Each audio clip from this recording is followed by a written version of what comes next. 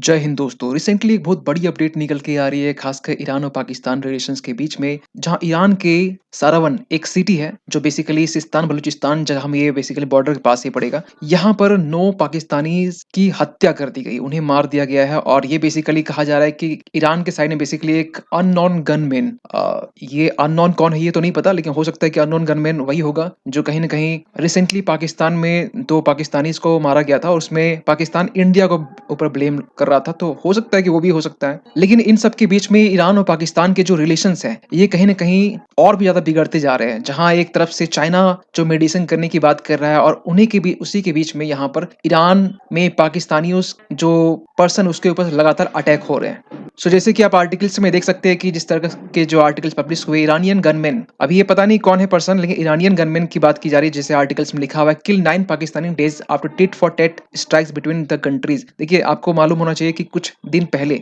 Iran के side से भी अटैक हुआ था, पाकिस्तान साइड पे अटैक हुआ था, लेकिन उसके बाद में 9 पाकिस्तानी का मारा जाना, ये एक बहुत बड़ी एक घटना देखी जा रही है। और इसके रिगार्डिंग आप बहुत सारे आर्टिकल्स देख सकते हैं कि ईरानियन गनमैन किल 9 पाकिस्तानीज है। और इस खबर को कहीं न कहीं पाकिस्तान के साइड से भी कंफर्म किया गया कि यस, 9 सिटीजन्स जो मरे हैं वो बेसिकली पाकिस्तानी है, जो कि ईरान के साइड में उनकी जान गई है। लेकिन आपको बताना चाहते हैं इन सब के बीच में पाकिस्तान का रिएक्शन क्या आता है कि पाकिस्तान की जो फॉरेन मिनिस्ट्री है, स्पोक्स वुमेन मुमताज जहरा, इन्होंने कंडेम किया खासकर ऐसे अटैक को। और इन्होंने कहा कि ये जो अटैक है बेसिकली एक हॉरिफाइंग अटैक है। और इन्होंने ईरान की अथॉरिटीज से ये बोला है कि ये जो पूरी घटना है इसको इन्वेस्टिगेट करने के लिए अपने साइड से, जो बेसिकली अपने आप में एक हीनियस क्राइम है। और इवन कि इन्होंने एक बात और पर स्ट्रेस किया है कि इस तरीके के जो कायरता वाला जो अटैक है जो पाकिस्तानी के ऊपर लगातार होते जा रहे हैं, ये बेसिकली जो पाकिस्तान आज के टाइम में टेररिज्म से फाइट कर रहा है उसके डिटर्मिनेशन को तोड़ नहीं सकता है। ये सुनने में थोड़ा सा जोक लग सकता है कि पाकिस्तानी आज के टाइम में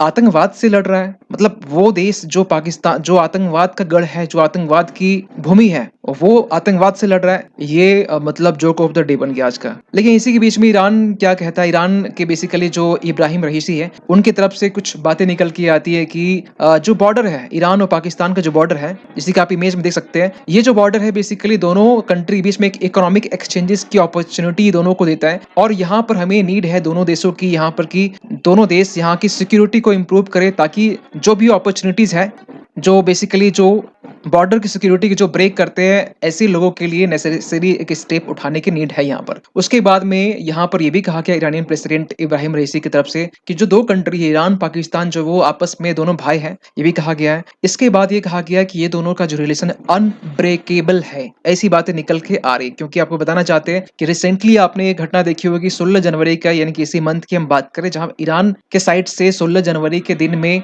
पंजगुर जो जगह है बेसिकली यहाँ पर अटैक होता है मिसाइल से, यूएवी से अटैक होता है यहाँ पर बेसिकली जैश अल अदल के ठिकानों पर। इसके रिटेलिएशंस में पाकिस्तान ये कहता है कि हमने ये रिटेलिएशन किया है, और ये बेसिकल रिजर्व रखते हैं। और रिजर्व कितना रखा, 2 दिन रखा गया। 18 तारीख को पाकिस्तान रिटेलिएट करता है यहाँ पर बलोच लिबरेशन आर्मी के ऊपर में। जो बलोच लिबरेशन आर्मी है, ये बेसिकली डिमांड करते हैं, बलोच को सपोर्ट करते हैं बलोचिस्तान को अलग करने में। और यहाँ पर जो जैश अल अदल है, ये basically Pakistan sponsored terrorist group है जो ईरान के अगेंस्ट में काम करता है।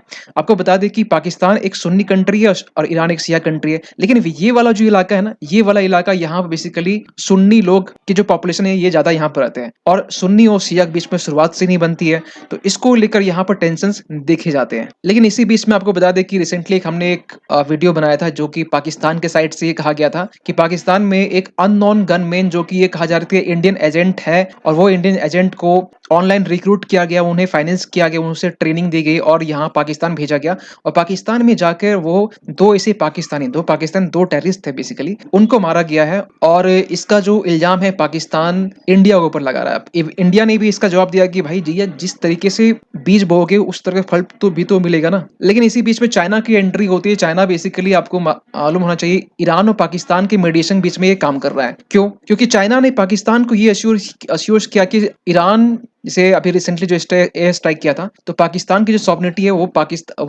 चाइना जो है इसको प्रोटेक्ट करेगा। और चाइना का यहाँ बेसिकली इंटरेस्ट इसलिए भी है क्योंकि आपको बता दें कि जो बलूचिस्तान वाला जो एरिया है, ये वाला जो एरिया है, यहाँ पर बेसिकली चाइना रिसेंटली एक हॉस्पिटल भी लगभग कंप्लीट कर चुका है। चाइना का यहाँ पर ग्वादर पोर्ट है और इस ग्वादर पोर्ट के जरिए जो एक्सेस है वो बेसिकली चाइना तक मिलता है सीपेक के जरिए।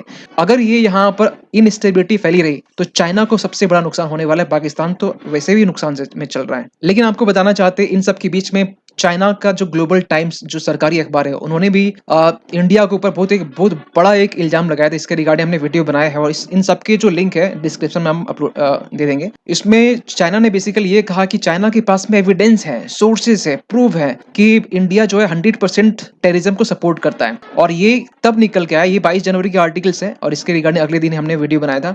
तो ये तब निकल के आता है जब बलूचिस्तान में जो इनस्टेबिलिटी या प्रोटेस्ट देखे जा रहे हैं, यहाँ के जो लोग हैं डिमांड कर रहे हैं एक अलग देश का, ग्रेटर बलूचिस्तान की डिमांड करते हैं। यहाँ पर जो उग्रवादी जो ग्रुप है ये कहीं ना कहीं एक इनस्टेबिलिटी यहाँ बना कर रखे हुए, ये चीज को लेकर चाइना बहुत बड़ा कंसर्न है। और चाइना इसीलिए आज के टाइम में पाकिस्तान की सॉवरेनिटी की रक्षा करना चाहता है। इवन कि चाइना आज के टाइम में मालदीव्स की सॉवरेनिटी की बात करता है। क्यों? क्योंकि आपको मालूम है कि चाइना इसके जरिए कहीं ना कहीं इंडिया को कि इंडियन ओशन में बेसिकली यहाँ पर घेर सकता है। इवन कि पाकिस्तान को इसलिए बेसिकली सपोर्ट कर रहा है क्योंकि पाकिस्तान इंडिया के बीच में दुश्मनी है और दोनों के बीच में दुश्मनी, यानी कि दुश्मन का दोस्त जो होता है, दुश्मन का दोस्त चाहने के वाला जरूरी नियम है, यहाँ पर अप्लाई होता है। लेकिन आज के टाइम में जो पाकिस्तान की जो हालत है, पाकिस्तान जो कि रिसेंटली इलेक्शन होने वाले हैं और रिसेंटली इलेक्शन के टाइम में पाकिस्तान की जो पार्टी है, नवाज शरीफ की जो पार्टी है, इन्होंने अपने मैनिफेस्टो में ये भी कहा है कि अगर हम लोग सरकार बनाएंगे तो ये बेसिकली हम लोग काम करेंगे इंडिया के साथ में पीस एस्टैब्लिश करने की। इस तरह की ये बातें निकल गया। इसके अलावा भी ये भी कहा गया कि ये बेसिकली टाइम है यूथ का टाइम है और यूथ का टाइम में